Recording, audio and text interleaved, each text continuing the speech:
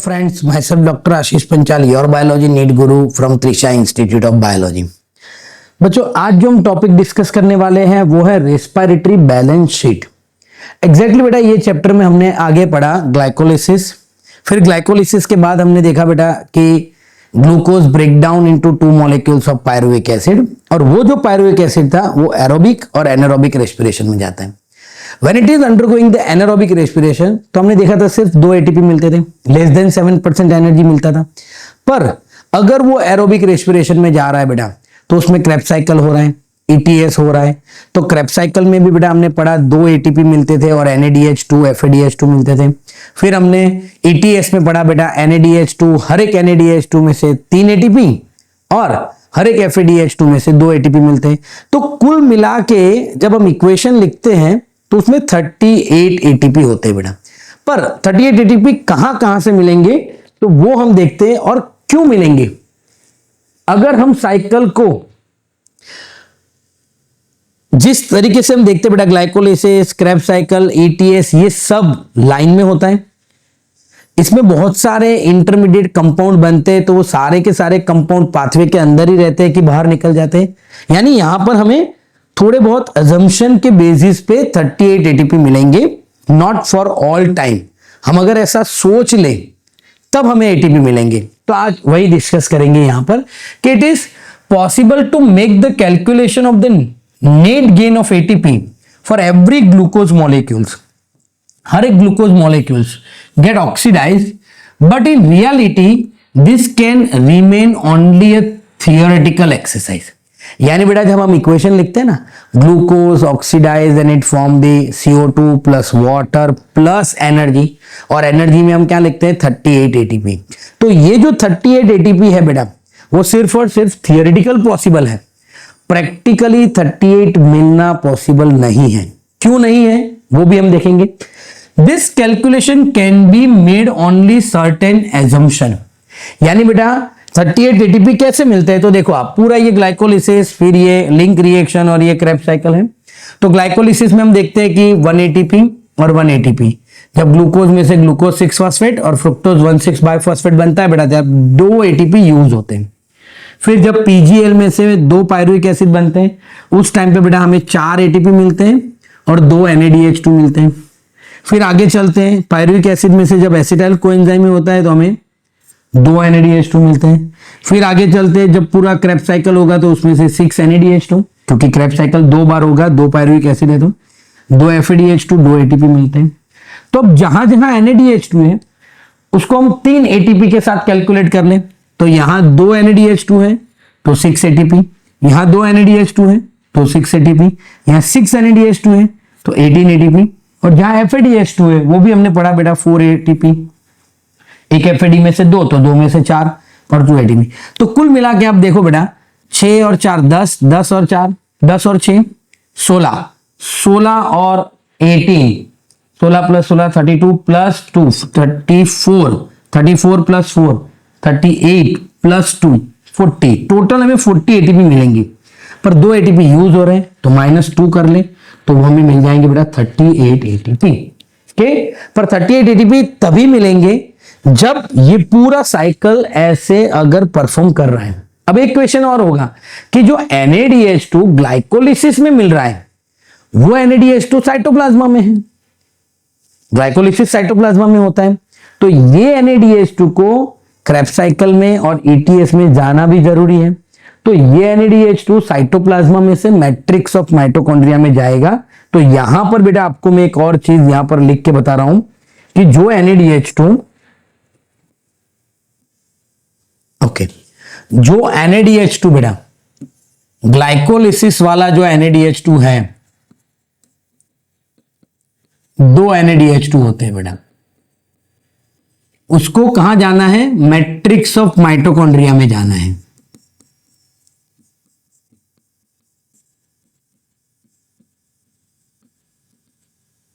जब बेटा ये मैट्रिक्स ऑफ माइटोकॉन्ड्रिया में जाता है तो 2 पाथवे से जाता है, एक ग्लिसरॉल फॉस्फेट पाथवे और दूसरा है बेटा मैलेट एस्पार्टेट पाथवे। ये पाथवे एक्चुअली एनसीईआरटी में डिटेल में नहीं दिए हुए हैं बेटा, पर जब वो ग्लिसरॉल फॉस्फेट पाथवे से जाता है तो साइटोप्लाज्मा में जो होता है वो NADH2 होता है, पर जब अंदर जाएगा बेटा तो हो जाएंगे FADH2, और जब मैलेट एस्पार्टेट पाथवे से जाएंगे तो अंदर जाके भी बेटा वो NADH2 ही रहेंगे। ठीक, अब आपको क्वेश्चन होगा सर ये FADH2 कैसे हो जाते हैं? एक्चुअली कोई NADH2 मैट्रिक्स ऑफ माइटोकॉन्ड्रिया में नहीं जाता बेटा, सिर्फ और सिर्फ NADH2 में से हाइड्रोजन निकल जाते हैं और वो हाइड्रोजन मैट्रिक्स ऑफ माइटोकॉन्ड्रिया के अंदर जाते हैं, पूरा NADH2 जाने वाला है नहीं। तो जब ये पाथवे से जाएगा तो अंदर जाके जो हाइड्रोजन रिलीज होंगे वो FADH2 के साथ बाइंड होंगे, यानी जो हाइड्रोजन इसमें से निकलेंगे वो FADH2 के साथ कंबाइन होंगे, और अगर ये पाथवे से जाएंगे तो वो NADH2 के साथ ही कंबाइन होंगे। दैट मीन्स जो हम बेटा कैलकुलेशन कर रहे हैं NADH2 में 8, तो अगर ये पाथवे से हो रहा है तो हमें कैलकुलेशन में 2 FADH2 मिलेंगे, क्योंकि 2 NH2 जाएंगे और उसकी वजह से हमें 4 ATP मिलेंगे। और अगर इसकी कैलकुलेशन करें तो यहां पर हमें 2 NADH2 ही मिलेंगे, इसलिए हमें 6 ATP मिलेंगे। अब तक हम जो कैलकुलेट कर रहे थे यही कर रहे थे, इसकी बात अभी तक हमने की नहीं है। तो कई बार बेटा ऐसा भी होता है कि जब वो ग्लिसरॉल फॉस्फेट पाथवे से जाता है, वो कहां जाता है बेटा, नाव में, मसल्स में ग्लिसरॉल फॉस्फेट पाथवे से जाता है, तो वहां पर हमें 38 नहीं 36 ATP मिलते हैं। तो कहीं जगह आप देखोगे बेटा 38 की जगह 36 लिखा हुआ है, तो वो भी सही है, वो कोई गलत नहीं है, क्योंकि ये NADH2 जब मैट्रिक्स ऑफ माइटोकॉन्ड्रिया में जाता है बेटा तो वो अंदर जाके FADH2 में कन्वर्ट हो जाता है, इसलिए यहां पर हमें 2 ATP कम मिल रहे हैं, यानी 36 भी सही आंसर है, 38 भी सही आंसर है। अगर ये ग्लाइकोलिसिस वाला जो NADH2 है ये पाथवे से जा रहा है अंदर मैट्रिक्स में तो 38 ATP मिलेंगे, और ये पाथवे से अंदर जा रहा है तो 36 ATP मिलेंगे। क्लियर बेटा? तो यहां पर अब हमें कौन कौन से पॉइंट को अजम्पशन करना है वो भी देख लेते हैं कि ग्लाइकोलिसिस, TCA एंड ETS ये तीनों पाथवे सीक्वेंशियल होने चाहिए, यानी ग्लाइकोलिसिस के बाद ही TCA होना चाहिए, उसके बाद ही ETS होना चाहिए। The NADH synthesized in glycolysis is transferred into the mitochondria and undergo the oxidative phosphorylation। मतलब जो NADH2 ग्लाइकोलिसिस में फॉर्म हो रहा है बेटा वो कंपलसरी माइटोकॉन्ड्रिया के अंदर जाना ही चाहिए, अगर नहीं गया तो हमें वो 6 ATP या 4 ATP नहीं मिलने वाले हैं। तो यहां हमें वो अजम्पशन कर लेना है कि वो NADH2 माइटोकॉन्ड्रिया के अंदर जाएंगे ही जाएंगे। तीसरा बेटा, none of the intermediate in the pathway are utilized to synthesize any other compound। अब देखो बेटा हमें ग्लाइकोलिसिस में भी 10 स्टेप थे, पायरुविक एसिड के बाद एसिटाइल कोएंजाइम बन रहा था, फिर यहां भी alpha ketoglutaric acid, succinyl coenzyme है, succinic acid, fumaric acid, malic acid, citric acid, कितने सारे इंटरमीडिएट कंपाउंड मिलते हैं। उसमें से alpha ketoglutaric acid, succinyl coenzyme है, ये सब अमीनो एसिड बनाने के लिए भी हेल्प करते हैं। एसिटाइल कोएंजाइम है वो भी फैटी एसिड बनाने के लिए हेल्प करते हैं। पर हम ऐसा सोच लेते हैं कि ये एसिटाइल कोएंजाइम है कंपलसरी क्रेब्स साइकिल में ही जाएगा, वो फैटी एसिड नहीं बनाएगा। मतलब कोई भी बायोमोलेक्यूल जो है इंटरमीडिएट कंपाउंड है वो पाथवे छोड़ के बाहर नहीं जा सकता, और कोई भी मॉलिक्यूल्स पाथवे में इंटरमीडिएट यानी बीच में एंटर नहीं हो सकता। None of the intermediate in the pathway are utilized to synthesize the any other compound.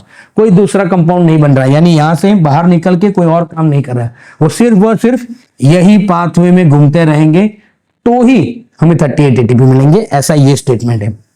And only glucose is being respired, no other alternative substrate are entering in the pathway at any intermediate stage। यानी बेटा हम वो भी assume कर लेते हैं सिर्फ और सिर्फ ग्लूकोज से ही एंट्री है, कोई PGL भी बीच में से एंटर नहीं कर पाएगा, कोई एसिटाइल कोएंजाइम भी बीच में से एंटर नहीं कर पाएगा। उसका मतलब बेटा इसका एंट्री पॉइंट एक ही है ग्लूकोज, और सिंगल वे में बेटा उसका पाथवे है और बीच में कोई जगह नहीं है कि आप वहां से बाहर निकल पाओ। एट द एंड यहां पर होगा, यानी ये पूरा साइकिल कंप्लीट होगा, तब जाके हमें 38 ATP मिलेंगे। और जितनी बार NADH2 मिलता है वो भी अगर ETS कर रहा है तो यानी ये जो 4 पॉइंट है बेटा, ग्लाइकोलिसिस, टीसीए, ईटीएस सीक्वेंशियल होना चाहिए। जो NADH2 ग्लाइकोलिसिस में बन रहा है वो कंपलसरी माइटोकॉन्ड्रिया के अंदर एंटर होना चाहिए। तीसरा पॉइंट बेटा, कोई इंटरमीडिएट कंपाउंड बाहर नहीं निकल रहा, कोई कंपाउंड सिंथेसाइज करने के लिए, और ग्लूकोज ही रेस्पिरेशन में एंटर हो रहा है, बीच में से कोई मॉलिक्यूल्स अंदर नहीं आ रहे। ये 4 पॉइंट अगर हम अज्यूम कर ले तो ही बेटा हमें 38 ATP मिलेंगे, अदरवाइज 38 ATP नहीं मिलेंगे। ओके, और अब बात करते हैं, this kind of assumption are not really valid in the living system. Living system में वैसा ऐसा पॉसिबल ही नहीं है। जो एसिटाइल कोएंजाइम में मिल रहा है ना, when the body need fatty acid, body need fat, body को अगर फैटी एसिड की जरूरत है तो बेटा वही एसिटाइल कोएंजाइम में फैटी एसिड ही बनाएगा। अगर बॉडी को प्रोटीन की ज्यादा जरूरत है तो alpha ketoglutaric acid succinyl coenzyme में वापस घूम के अमीनो एसिड भी बनाएंगे। वो सब हम डिस्कस करेंगे एम्फीबॉलिक पाथवे में। उसका मतलब लिविंग बॉडी में ये जो अजम्पशन है बेटा वो पॉसिबल है नहीं। All the pathway work simultaneously, do not take one by one. यानी बेटा सारे के सारे पाथवे एक दूसरे के साथ चलते हैं। जब ग्लाइकोलिसिस चल रहा है तो माइटोकॉन्ड्रिया भी चल रहा है, ईटीएस भी चल रहा है और क्रेब्स साइकिल भी चल रहा है, सबके सब एक साथ होंगे।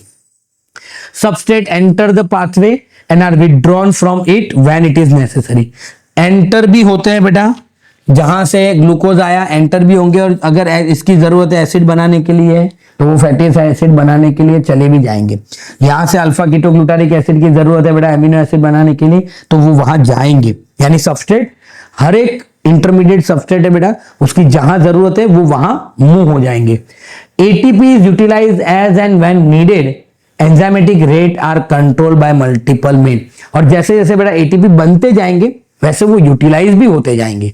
ऐसा नहीं है कि भाई चलो एक ग्लूकोज एंटर हुआ और एक बंदा खड़ा है, जैसे अभी हमारे जैसे ऑफिस में वर्क होता है कि आया, उसने क्या काम किया उसका डॉक्यूमेंटेशन रखा। ऐसा कोई यहां पर कैलकुलेशन नहीं है कि ग्लूकोज एंटर हुआ, उसने 38 ATP बनाए, चलो आपका काम खत्म।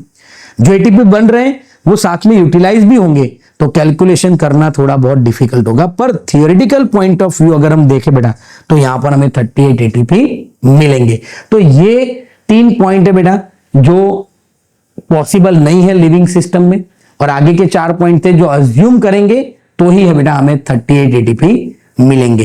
क्लियर बेटा? तो ये हो गया बेटा रेस्पिरेटरी बैलेंस शीट। अब एक पूरा हम चार्ट यहां पर मैं बता रहा हूं आपको कि कहां कहां कौन कौन सी चीजें हमें मिल रही है। आपको पूरा पता तो चल गया है, पर ये कैलकुलेशन करना भी बहुत जरूरी है। देखो बेटा, calculation based on the question from glycolysis, link reaction and Krebs cycle.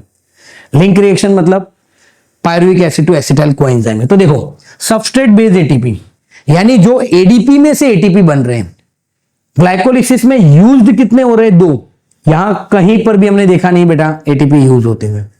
Substrate based ATP formed, तो ग्लाइकोलिसिस में कितने हो रहे हैं? 4। लिंक रिएक्शन में तो कोई था नहीं। पर क्रेब्स साइकिल अगर एक बार हो रहा है बेटा तो 1 एटीपी मिलेगा।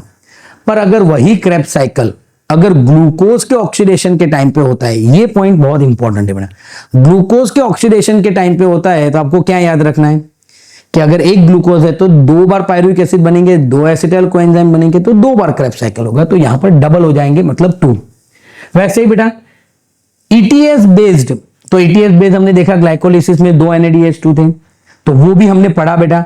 अगर वो ग्लिसरॉल फॉस्फेट पाथवे से जा रहा है तो 4, पर इन जनरल हम 6 ही कैलकुलेट करते हैं मैलेट एस्पार्टेट पाथवे से, तो 6 हो गया।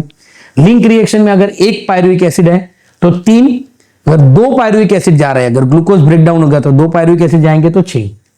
क्रेब्स साइकिल एक बार हो रहा है बेटा, तो 1 NADH2 में से 3 मिलेंगे, पर पूरे क्रेब्स साइकिल में कितने NADH2 मिलते हैं? 3, तो 9 वो हो गया। कितने FADH2 मिलते हैं? 2, और 1 FADH2 में से 2 ATP, तो 4 वो हो गए। ओके, सॉरी यहां पर एक थोड़ा गलत कर दिया है मैंने, यहां मैं करेक्शन कर देता हूं, यहां 4 ATP आएंगे बेटा, तो 9 और 4 कितने हो जाएंगे? 13 ATP होंगे।